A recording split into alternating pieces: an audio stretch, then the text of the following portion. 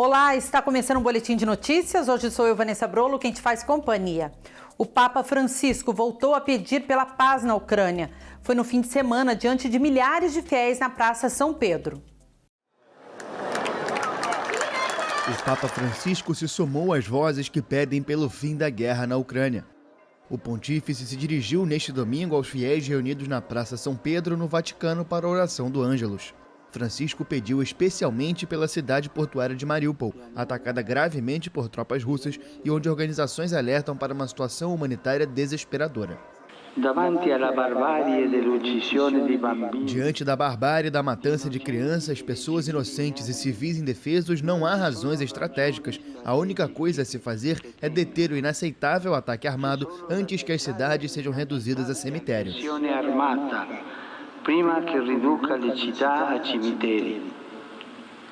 O Papa pediu que se continuem com as negociações e corretores humanitários efetivos. Rússia e Ucrânia trocam acusações mútuas de bloqueio ao acesso a suprimentos humanitários nas cidades sitiadas. A pandemia completou 2 anos e autoridades de saúde pelo mundo já estudam a possibilidade de considerar a doença como endemia. Veja na reportagem o que significa exatamente isso. No dia 11 de março de 2020, a Organização Mundial de Saúde declarava que o mundo vivia uma pandemia.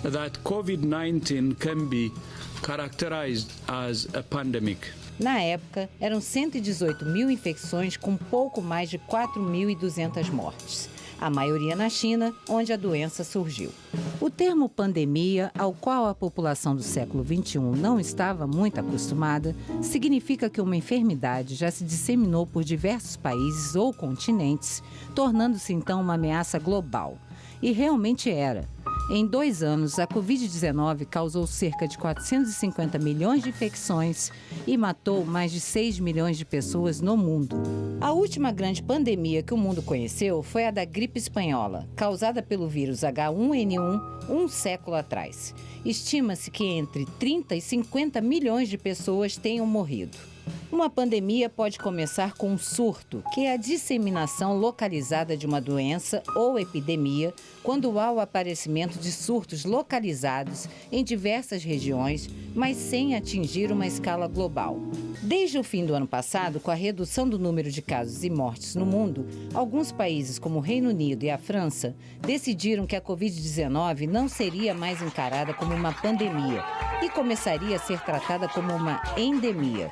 Mas isso não significa o fim da Covid. Pelo contrário, o termo endemia é usado nos casos de doenças frequentes em uma determinada região, mas para as quais já há uma resposta efetiva por parte da rede de saúde. Se confirmada a reclassificação da Covid-19, a doença deixará de ser uma emergência de saúde. Dessa forma, restrições como o uso de máscaras, proibição de aglomerações e exigência do passaporte vacinal podem deixar de ser obrigatórias. Um produto genuinamente cearense, o capacete Elmo, foi considerado o melhor case de inovação do Brasil. O anúncio foi feito no Congresso da CNI, Confederação Nacional da Indústria, maior evento de inovação da América Latina. Quando os pesquisadores, movidos pela necessidade de salvar vidas, criaram o Elmo, não imaginaram que ele seria uma inovação que ultrapassaria as fronteiras. O capacete de respiração assistida, desenvolvido no Ceará, reduz em até 60% a necessidade de internação de pacientes em unidades de terapia intensiva. Isso, em tempos de pandemia, fez toda a diferença para muitos pacientes infectados pelo coronavírus. O Elmo já foi levado para 21 estados brasileiros. A estimativa é que mais de 11 mil capacetes tenham sido produzidos aqui no Ceará. E como cada elmo pode ser usado até 4 vezes, cerca de 40 mil pessoas tiveram a vida salva pela inovação. E não é à toa que ele começa a acumular prêmios. Mesmo concorrendo com 25 cases de todo o país, no 9º Congresso de Inovação da Confederação Nacional da Indústria, a CNI, o Elmo conquistou a maioria dos quase 25 mil votos e levou o primeiro lugar. Nesta semana, também foi anunciado que a equipe que desenvolveu o capacete vai receber a Medalha da Abolição, a maior honraria do Estado. O Elmo é um dos nossos homenageados da Medalha da Abolição, a equipe do Elmo, nessa homenagem que nós vamos fazer agora, no dia 25 de maio. Então, parabéns ao Marcelo e a toda a equipe do Elmo do Ceará. A Invenção Cearense é uma parceria público-privada que conta com o apoio de instituições como a FIEC, Senai, a FUNCAP, com suporte de pesquisadores de universidades públicas e particulares e desenvolvimento na Escola de Saúde Pública do Ceará. Entre as pessoas envolvidas está o gestor, que destacou que o Elmo está em constante evolução e a inovação promovida por ele não para por aqui. O Elmo, por exemplo, ele implica, à medida que ele teve esse sucesso em ajudar as pessoas na Covid-19, em evoluir com novos produtos, novas invenções que se acoplam ao próprio Elmo. Então, por exemplo, já estamos com o projeto do Elmo 2.0, que é uma sofisticação do capacete Elmo atual. Temos o projeto do Elminho, que é o Elmo para a área de pediatria, né? E temos um projeto de um ventilador mecânico, um respirador mecânico, para acoplar com o Elmo, né? Fazendo, portanto, uma família, vamos dizer assim, de inovação em saúde respiratória. Isso é muito interessante porque esse caso é um caso muito singular na história do Ceará. Talvez por isso esteja tendo esse reconhecimento. Grávidas com esquema vacinal completo contra a Covid deixaram de ter direito ao trabalho remoto e podem ser convocadas para o trabalho presencial. Desde maio de 2021, estava em vigor a Lei 14.151, que garantia às mulheres grávidas o afastamento do trabalho presencial sem prejuízo do salário. Com a mudança, o empregador deixa de ser obrigado a manter o home office para gestantes. Grávidas que ainda não tomaram as 2 doses da vacina continuam tendo o direito de ficar em trabalho remoto. Já as que têm 2 doses das vacinas Coronavac, Pfizer ou AstraZeneca, ou dose única da Janssen, devem voltar ao trabalho presencial, se o empregador assim quiser. A medida também prevê o retorno de grávidas que não querem se vacinar. Caso decida por não se imunizar, a gestante pode ser convocada para o trabalho presencial e deve assinar um termo de responsabilidade. Gestantes são do grupo de risco da Covid-19. Dados da Associação Pan-Americana de Saúde, um braço da OMS, a Organização Mundial de Saúde, mostram que nas Américas, até março deste ano, mais de 365 mil mulheres grávidas contraíram Covid-19 e mais de 3 mil morreram. O que se observou até agora é que nos casos leves de Covid, as complicações são mais raras. Em casos graves, os riscos são maiores. Quanto mais grave a infecção pelo Covid naquela paciente, maior a taxa de complicação.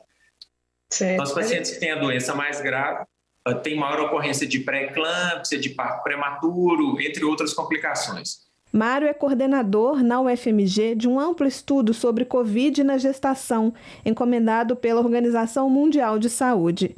No Brasil, 10 centros de saúde participam da pesquisa, que também está sendo feita em outros países. O ponto principal é esse, é uma pesquisa que tem, o objetivo é colocar, pelo menos aqui no Brasil, 2.000 mulheres, então é um número bem robusto, e como ela está sendo com o patrocínio da OMS, esses dados vão ser comparados e somados aos dados de outros países do mundo. Então, no final, a gente vai ter uma casuística bem grande que vai permitir tomar mais conclusões, né?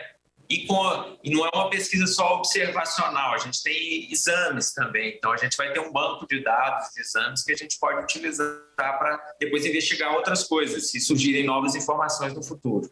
As mulheres são divididas em 4 grupos: vacinadas que tiveram Covid, vacinadas que não tiveram Covid, não vacinadas que desenvolveram a doença e não vacinadas sem a doença. O estudo pode ajudar com respostas mais consistentes sobre os reais riscos da Covid para gestantes. A gente está querendo concluir a coleta de dados até outubro, para que ela seja publicada no primeiro semestre do ano que vem. E depois do parto também a gente faz dosagem faz testes de sangue no sangue do cordão umbilical, no líquido amniótico e em fragmentos de placenta. E aí a gente vai tentar ver se as pacientes que tiveram Covid, mesmo as assintomáticas, tiveram mais complicações, têm mais resultados ruins do que as pacientes que não tiveram. O assunto agora é agricultura. O Brasil deve produzir mais de 265 milhões de toneladas de grãos neste ano.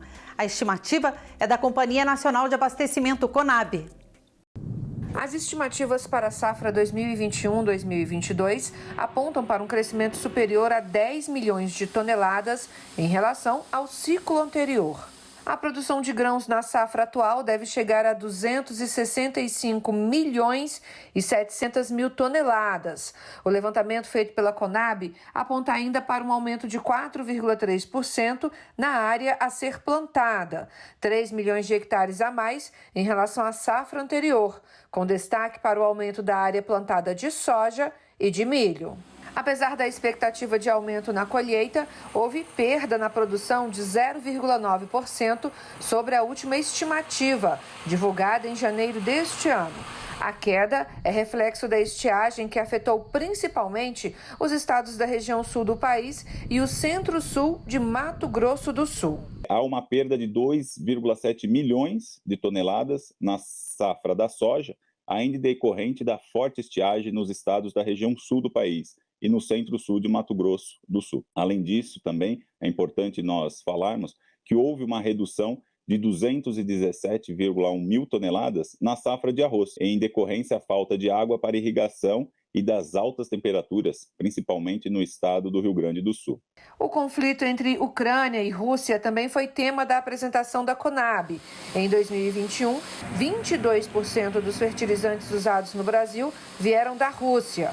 O insumo tem forte peso sobre os custos variáveis de produção de soja, milho e trigo, mas, pelo menos a curto prazo, o país não deve ser impactado pela disputa do outro lado do Atlântico. A ministra da Agricultura, Tereza Cristina, destacou o papel da nova Conab no levantamento de dados para subsidiar a política agrícola do país. Estamos aí criando um novo núcleo de estatística para dar um melhor tratamento e uma qualificação para esses dados. O Boletim de Notícias está terminando, mas você continua com a nossa programação. Até a próxima!